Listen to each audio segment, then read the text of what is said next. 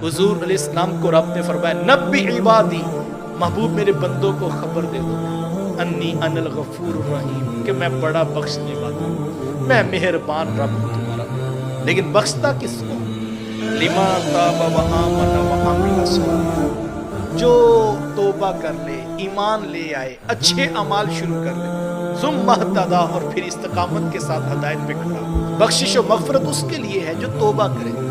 अल्लाह अकबर। दाता साहब कश्फुल माजूब पे बड़ी खूबसूरत एक बात लिखी है। दाता साहब फरमाते हैं कि जिस शख्स ने तौबा की, अल्लाह ने उसको माफ कर दिया। फरमाते हैं ये बड़ी अच्छी बात है, वाकई ऐसे ही है, हुजूर की हदीस भी है, अत्ताइबु मिनज़्ज़म्बि कमल्ला ज़म्बा लहू, गुनाहों से तौबा करने वाला ऐसे है कि जैसे उसने कभी गुनाह किया ही नहीं। तो जिसने तौबा की, फरमाया उसको अल्लाह ने बख्श दिया। दाता साहब फरमाते हैं ये बात भी ठीक है, लेकिन दर हकीकत हमसे पूछो तो हम तो यूं कहते हैं कि जिसको बख्शना था उसको तौबा की तौफीक अता कर दी। एक है जिसने तौबा की उसको बख्श दिया, और दूसरा है जिसको बख्शना था उसको तौबा की तौफीक अता कर दी। तो यहाँ पर फरमाया कि वो बड़ा बख्शने वाला मेहरबान है, लेकिन बख्शता उसे है लिमन ताबा, जो तौबा भी करे। रहमत का मी बरस रहा है, नूर का सागर बह रहा है, इन लम्हों को गनीमत जानिए। ये इतने बाबरकत लम्हात हैं कि बड़े से बड़ा मुजरिम भी आए तो उसके गुनाहों को माफ कर दिया जाता है। और अगर कोई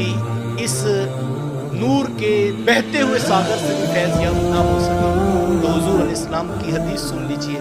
आका करीम अलैहिस्सलाम ने फरमाया नाक खाक आलूद हो उस शख्स की जिसने माह सियाम रमज़ानुल मुबारक भी पाया और फिर बख्शिश का सामान न कर पाया।